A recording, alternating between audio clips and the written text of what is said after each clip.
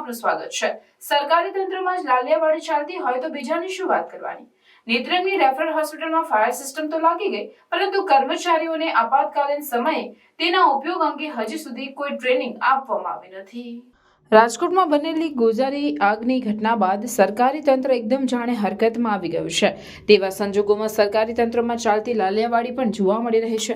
નેત્રંગ નગર ખાતે સરકાર મા બાપ થકી તાલુકાની ગરીબ જનતાના જન આરોગ્યની સુખાકારી માટે વર્ષ 2014-15માં રેફરલ હોસ્પિટલ બનાવવામાં આવે છે, જેમાં પણ પ્રથમ દિવસથી જ મુખ્ય અધિક્ષકની જગ્યા આજની તારીખમાં ખાલીને ખાલી છે। લાખો રૂપિયાની લાગતથી બનાવવામાં આવેલ હોસ્પિટલમાં અપૂરતો સ્ટાફથી લઈ અનેક જાતની અપૂરતી સુવિધાઓ છે।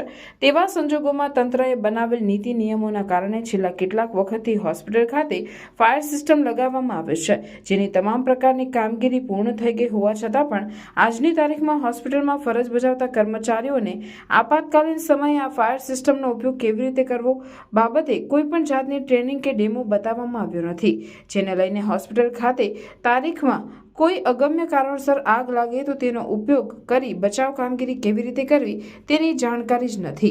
લાખો રૂપિયા ખર્ચ કર્યાનો મતલબ રહેતો નથી।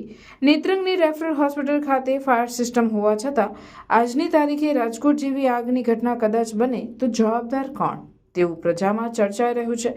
આ બાબતને જિલ્લા કલેક્ટર ધ્યાન પર લઈને યોગ્ય કાર્યવાહી કરશે ખરા? રિપોર્ટર વિજય વસાવા, નેત્રંગ।